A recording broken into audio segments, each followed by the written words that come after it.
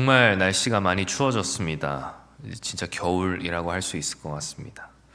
울긋불긋했던 산들은 그 옷을 벗고 앙상한 가지만 남았습니다. 그 쓸쓸함이 보입니다. 우리도 그럴 때 있지 않습니까? 기대했던 관계가 어느새 서먹해지고 믿었던 약속은 공허한 메아리가 되고 손을 내밀었던 자리엔 차가운 침묵만 남는, 배신이라 부르기에는 조금 흔하고 실망이라고 말하기에는 다소 깊은 그런 공허함이 있습니다. 미가 선지자는 바로 그 자리에 있었습니다. 포도원을 찾아 헤매었지만 먹을 만한 열매를 발견하지 못했습니다. 재앙이로다 나여. 이것은 절망의 탄식입니다. 경건한 자가 땅에서 끊어졌고 정직한 자가 사람 중에 없다고 그는 말하는 것입니다. 이웃도 믿지 말라, 친구도 믿지 말라, 품의 여인도 조심하라고 하는 이 선언. 어쩌면 이것이 미가가 본 세상이었고, 또 어쩌면 우리가 살고 있는, 어쩌면 오래 우리가 경험했다고 할 수 있는 그런 이 시대이기도 합니다. 신뢰가 깨어진 신뢰의 부도의 시대. 사람이 사람에게 가시울타리가 되어버린 이 세상입니다. 그렇다면 질문이 생깁니다. 믿을 만한 대상이 사라진 그 세상에서 우리는 어떻게 무너지지 않고 살아갈 수 있을까? 사람이 더 이상 우리의 소망이 되지 못할 때 우리는 어디에서 힘을 얻을 수 있을까? 오늘 본문은 그 질문에 대한 답을 하고 있습니다. 잿빛으로 시작하는 것 같지만 황금빛으로 끝나는 그 드라마, 절망에서부터 찬양으로 이어지는 그 믿음의 여정입니다. 먼저 본문은 놀라운 이야기를 합니다. 가장 가까운 친구도 믿지 말아라.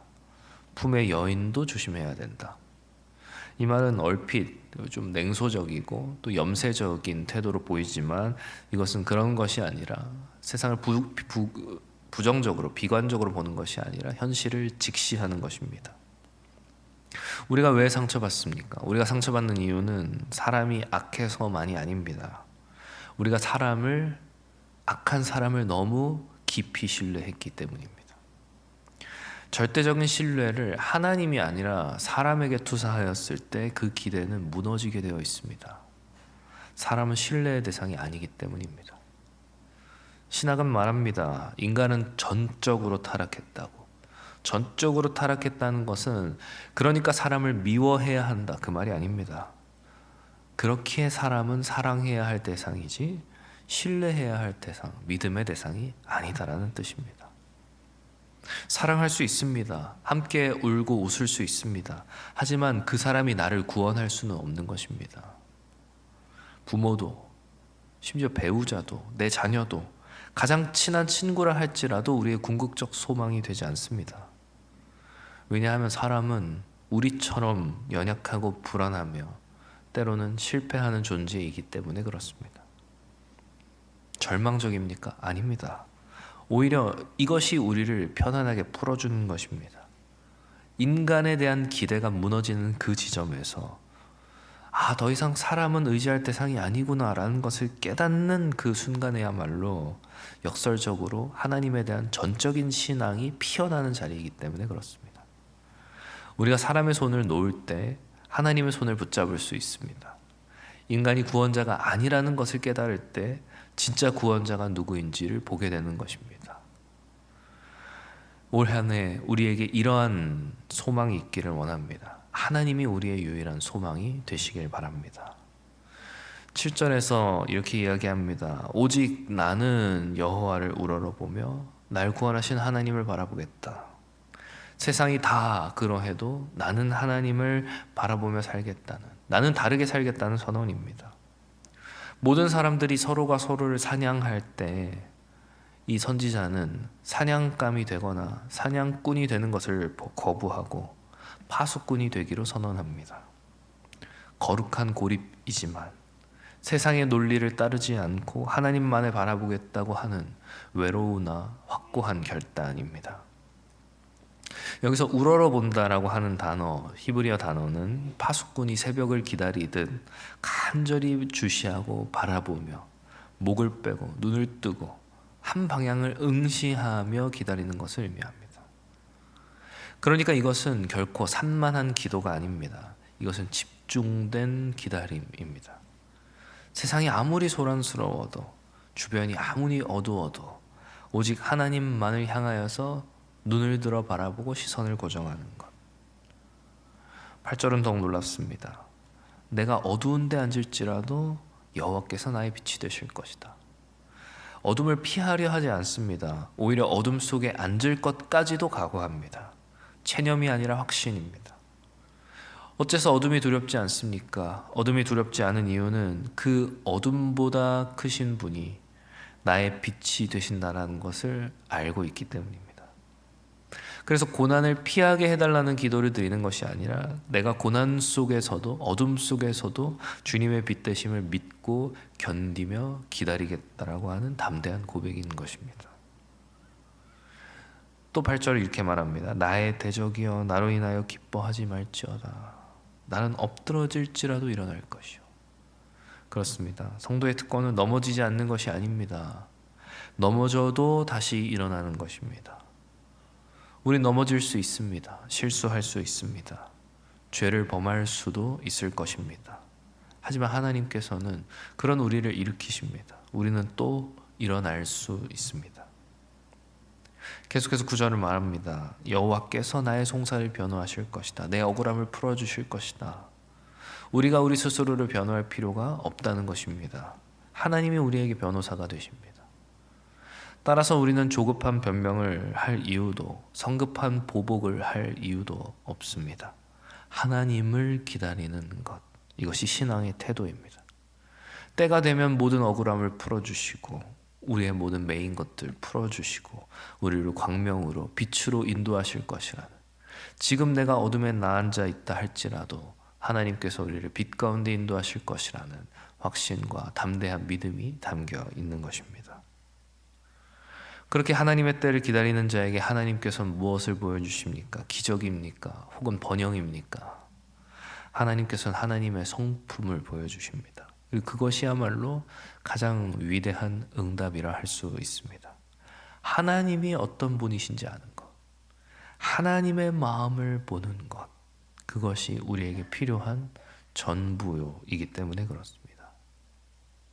19절은 전쟁의 언어를 사용합니다. 우리의 죄악을 발로 밟으신다. 우리의 모든 죄를 깊은 바다에 던지신다. 밟으신다. 던지신다. 이거 승리의 용어입니다. 우리를 밟으시는 것이 아닙니다. 우리를 억누르고 우리를 지배하던 죄를 밟으시는 것입니다. 원수를 짓밟듯이 우리의 죄를 짓밟아 뭉개시고 다시는 찾을 수 없도록 깊은 바다에 수장시키는 것입니다. 용서를 넘어선 완전한 제거, 도말입니다. 하나님께서 우리의 죄를 기억조차 하지 않으시기로 작정하셨습니다. 그래서 18절에서 미가가 고백한 주와 같은 신이 어디 있으리까?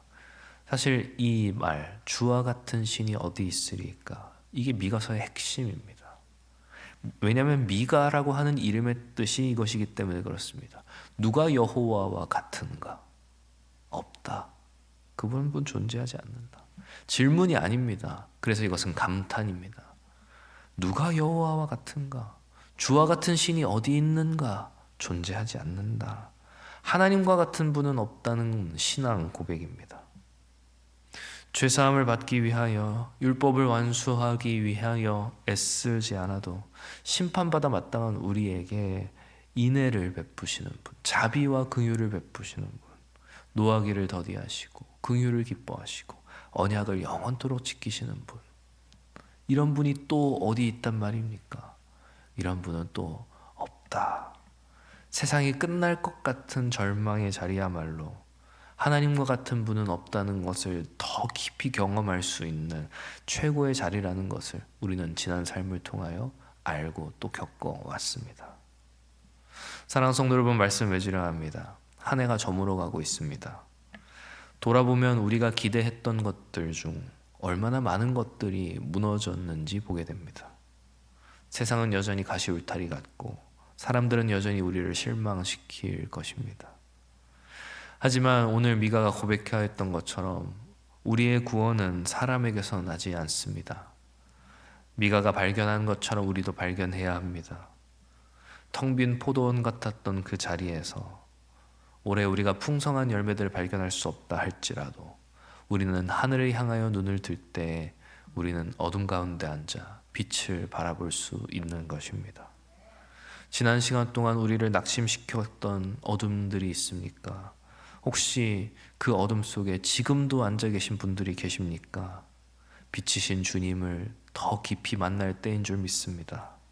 우리의 죄악보다 크신 하나님의 용서를 의지할 때인 것입니다. 올해 넘어지셨다면 일어나시면 됩니다. 실패하셨다면 다시 시작하시면 됩니다.